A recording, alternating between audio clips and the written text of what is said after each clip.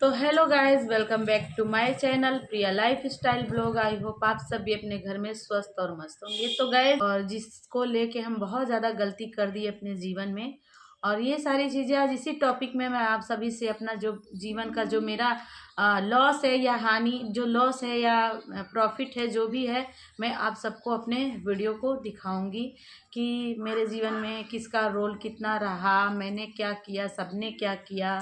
आज इतना जीवन में आगे बढ़ने के बाद मैंने क्या खोया, क्या पाया, और हमारे हस्बैंड और वाइफ के बीच में इतना जंग क्यों छिड़ जाता है, इसके पीछे किसका हाथ है, क्या रीज़न है, सब कुछ मैं आज बताऊंगी।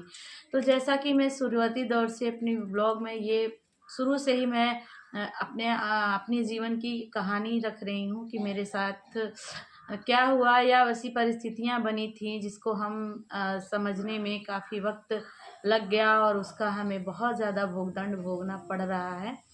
तो जैसा कि गाइस, महंगाई का दौर है और इस महंगाई में मेरे पास 2 बच्चियां हैं, और मैं बात कर रही हूँ गोल्ड ज्वेलरी के बारे में। जो कि जब मेरी शादी हुई थी तब उस टाइम ज्वेलरी जो है कि 6,000 रुपये तोले थे, जब जिस समय मेरी शादी हुई थी, और मात्र बहुत कम एज में मेरी शादी कर दी गई थी। और जो मायके और ससुराल से लड़की को मिलते हैं या बहू को मिलते हैं, ऐसा मेरे साथ कुछ भी नहीं हुआ। मायके से भी जो भी मिला दहेज के रूप में लड़के वालों को ही दिया गया, जो भी दिया गया, और ससुराल से जो भी मिला वो वापस ले लिया गया। तो मेरे पास ऐसा कोई ज्वेलरी गोल्ड का नहीं था जो कि मैं उसको सेव करके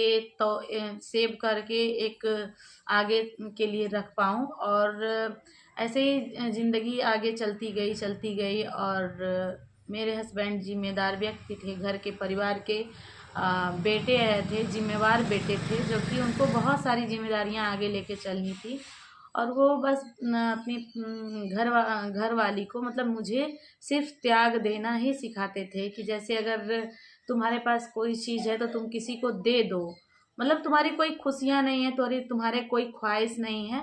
तो इसलिए मैं कहती हूँ कि मेरे लिए मेरे जीवन में जिनका जो दायित्व होता है किसी ने निभाया नहीं, और शायद इस वजह को इस चीज़ों को मुझे बहुत ज़िंदगी में आगे जाने के बाद रियलाइज़ हुआ कि सब ने मेरे साथ अपना दायित्व किसी ने नहीं निभाया। और पतिदेव भी बहुत ज़्यादा जिम्मेदार व्यक्ति थे।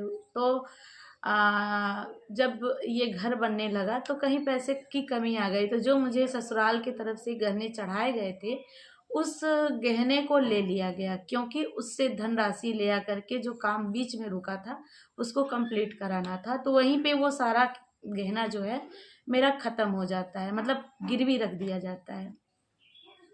गिरवी रखने के बाद कई सालों तक उसको छुड़ाया नहीं गया, क्योंकि मेरा था इसलिए लोग सोचते थे कि उनके हस्बैंड जो है छुड़ाएंगे, और मेरे पति ने इस चीज़ पे ध्यान नहीं दिया तो वो डूबने की कगार पे आ गया था।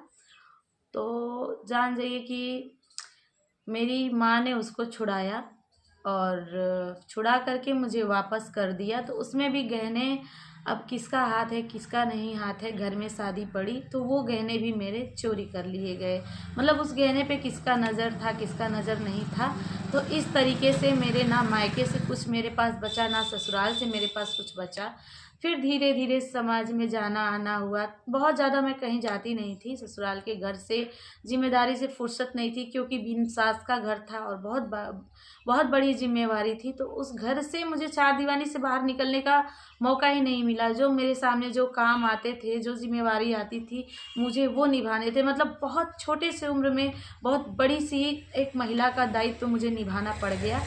मान लीजिए मेरे सासू माँ की जगह पर मुझे रखा गया और उनकी सारी जिम्मेदारियों को मुझे निभाना पड़ा। तो सालों तक ऐसा चलता रहा, सालों तक ऐसा चलता रहा। फिर कुछ समय के बाद कभी यहाँ वहाँ जाते तो मैंने कभी इनसे जिक्र भी नहीं किया कि मुझे गोल्ड का कुछ भी चाहिए।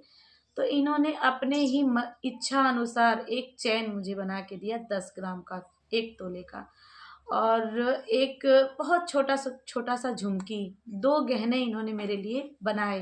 तो ऐसा नहीं है कि मेरे पति बस सिर्फ मेरे लिए गहने बनाते थे, अपने घर में उन्होंने बहुत सारे रिश्ते हैं जो कि सभी को इन्होंने गोल्ड बना बना करके दिया। तो इनके मन में रियलाइज हुआ होगा कि मेरी पत्नी कभी मुझसे कुछ मांगती नहीं है, बोलती नहीं है, कुछ कहती नहीं है, सिर्फ एक जिम्मेदारी को लेकर के घर में चुपचाप गूंगी बेरी बन के बैठी रहती है और सारी जिम्मेदारी बखूबी निभाती है। तो इस चीज़ को इन्होंने रियलाइज किया, तो मुझे वही 2 गहने बनाकर इन्होंने दिए और आज मेरी शादी को 21-22 साल हो गए हैं। तो कैसे कैसे मेरे गहने मैंने जो भी 1 2 4 मेरे पास आए, कैसे आए, किस तरीके से आए।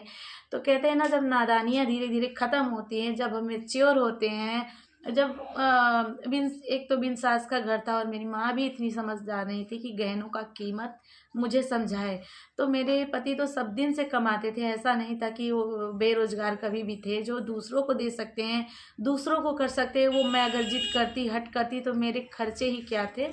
बहुत छोटी सी मेरी एक बच्ची थी और जो कि मेरे खर्चे कुछ भी नहीं थे, और मैं उस टाइम हट की होती तो जो आज गोल्ड 1.5 लाख तोले हुआ है, उस टाइम न जाने कितने मैंने गहने बना करके रख लिए होते। लेकिन मैं इतनी तेज़ नहीं थी, इतनी चालाक नहीं थी। उस चीज़ों को, इन्हीं सारी गलतियों को आज मैं रियलाइज़ कर रही हूँ कि जो इन्होंने दूसरों को किया, दूसरों को दिया, शायद वो मेरे लिए करते तो वो चीज़ अगर मेरे पास होती तो आज मैं अपने बच्चियों के लिए, जो आज के दौर में सोच रही हूँ कि अब 2-4 साल में बेटी की शादी करूँगी और गहने बनाने हैं मुझे, उसके सारे गहने बनाने हैं, बना करके रखने हैं। गोल्ड बहुत ज़्यादा महंगा हो रहा है, 1.5 लाख के करीब पहुँच गया है और हमारे आमदनी के बाहर है कि हम उसमें से कुछ भी बना पाएँ। तो यही सारी चीज़ें मैं रियलाइज़ कर रही हूँ कि कैसे-कैसे मेरे पास क्या हुआ। और उतना भारी-भारी शौक नहीं था कि मैं गोल्ड का हार बना लूँ, गोल्ड का बहुत जो गोल्ड का सिर्फ़ मंगलसूत्र होता है वो बना लूँ, सोने के कड़े बना लूँ, 3-4 उँगलियों की अंगूठियाँ बना लूँ। शायद मेरे अंदर गोल्ड पहनने का शौक ही नहीं था। बस मुझे उस टाइम पढ़ना था और आगे बढ़ना था, और वही सारे मेरे सपने मेरे मन में और मेरे दिल में चलते थे। मैं ये सारे सपने कभी सोची ही नहीं। फिर वो 2 बनवाने के बाद इन्होंने फिर घर में शादी कराए। तो घर में जब इनको उसी गहने उस गहन जो मेरी शादी में गहना मुझे चढ़ाया गया, फिर उसको गिरवी रखा गया, फिर उसको मेरी माँ ने छुड़ा करके दिया, फिर उसको चोरी किया गया, फिर उस गहने के चलते इनसे घर में पड़ी शादी, फिर से इनसे गहने बनवाया गया। तो ये सारे धोखे मेरे जीवन में मैंने सहे, बहुत सारे धोखे मैंने सहे। तो इन्हीं चीज़ों को लेके मैं रोती गई कि मेरी जीवन सिर्फ कुर्बानियों में ही चली गई। जो भी मेरे रिश्ते में जो भी थे, उन्होंने सही दायित्व अपना नहीं निभाया। फिर कुछ उसमें भी बनाए। फिर इनकी बहन की बेटी, पहली बेटी हुई तो उनको भी 5-6 थान गहने बना के दिए। तो इन्होंने बहुत सारा बलिदान दिया, बहुत सारे कष्ट किए। उसके बाद अपने ही मेहनत की कमाई से सबको खुश करने की कोशिश की है, लेकिन कोई खुश हुआ नहीं। फिर उसके बाद ये जिम्मेदारियां बढ़ गई। फिर मेरी एक ही बेटी थी, तो शादी कराने के बाद, गहने बनाने के बाद फिर घर में वही तकरार चालू हुआ, तो फिर मैं बाहर चली गई। तो ऐसे ऐसे करके मेरे गहने के उतने शौक़ नहीं थे। ज़िंदगी के स्ट्रगल में आगे चलती गई, आगे चलती गई। और ये वीडियो बहुत ज़्यादा लंबी हो जाएगी, तो मैं इस वीडियो को शॉर्टकट में ही आप सभी के सामने पेश करना चाहती हूँ। तो फिर मैं एक बच्ची मेरी थी, उसके बाद मेरे 2 बच्चे जल्दी जल्दी से हुए, तो उनके ज़िम्मेदारियों में मैं फंसी। फिर हमारे सर पे छत भी नहीं था कि हम कायदे से रह पाएँ, अपना जीवन गुजार पाएँ। तो फिर हमने अपना घर बनाना स्टार्ट किया। ऐसे ऐसे काफ़ी समय गुजर गया, तो हमने सोने चांदी पे कोई ज़्यादा फोकस नहीं किया। और बहुत सारी महंगाई बढ़ने के बाद मुझे समझ में आया कि नहीं, समाज में जाना है, आना है, घर बार सब कुछ हो गया है, तो 2-4 गोल्ड के भी गहने हमारे पास होने चाहिए। तो हमने इनसे 1-2 कान के, एक एक यही मेरे पास गले का है, और एक लौंगमत, और एक सिंगल सी मेरी अंगूठी है। यही मेरे पास गोल्ड के गहने हैं। और महंगाई इतनी ज़्यादा हो गई है, आज मेरी बेटी 12th पढ़ के बैठी है। अभी मैं सोच रही हूँ कि उसको पढ़ाई में 5-6 लाख रुपए चाहिए, क्योंकि उसको आगे इंजीनियरिंग करनी है, बीटेक करना है। तो किस तरीके से हमने अपने जीवन में स्ट्रगल करते हुए, आगे बढ़ते हुए इतना समय गुजारा हमने, कि हमारा फोकस गया ही नहीं कि हम गहना बनाएं, रकम बनाएं, या कुछ भी ज्वेलरी लें। और बिटिया कब बड़ी हो गई, ये सारे स्ट्रगल करते करते पता भी नहीं चला। तो आज हमें रियलाइज़ हो रहा है कि जब हमारे हस्बैंड कमा रहे थे तब हमको हट करना चाहिए था। जब ये दूसरों को हर चीज़ बना बना करके दे रहे थे तब मुझे हट करना चाहिए था और मुझे भी अपने लिए कुछ लेना चाहिए था, क्योंकि उस टाइम गोल्ड बहुत ज़्यादा सस्ता था।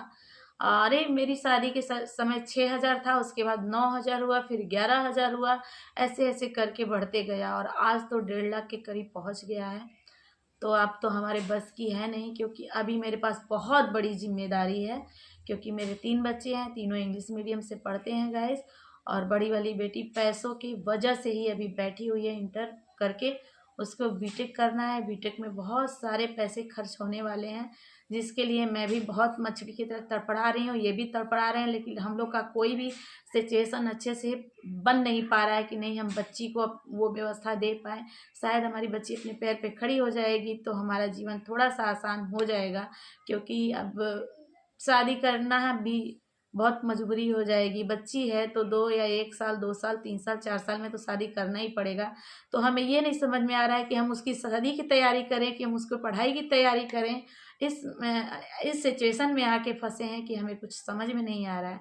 तो कभी कभी माइंड करता है कि कभी गोल्ड बना के दें, बच्ची को रखें शादी के लिए या उसके पढ़ाई के लिए। तो मैं तो यही कह रही हूँ कि नहीं, जैसे मुझे नहीं पढ़ने का मौका मिला, मुझे कुछ करने का मौका नहीं मिला, वैसे मैं अपनी बच्ची को नहीं रोक सकती बीच में। इंटर के बाद में हमारी कोशिश रहेगी कि इसकी एक अच्छे स्कूल में एडमिशन हो जाए और ये पढ़े। तो गाइस गोल्ड महंगा हो गया। हाँ, समय के साथ ज़रूरतें हैं, ज़रूरतें क्यों नहीं है, 3 बच्चे हैं, हमें भी हमारे माँ बाप ने नहीं किया, हमारे सास ससुर ने हमारे लिए नहीं किया, तो हमें भी अपने बच्चों के लिए क्या वो नहीं किए तो हमको भी नहीं करना पड़ेगा? हम भी करेंगे, कोशिश लगा है, लेकिन क्या करें, जितना जितना शक्ति रहेगा उतना ही भक्ति रहेगा। तो आज की वीडियो कैसी लगी आप सभी को बताइएगा ज़रूर। मिलते हैं आप सभी से एक नए ब्लॉग में, तब तक के लिए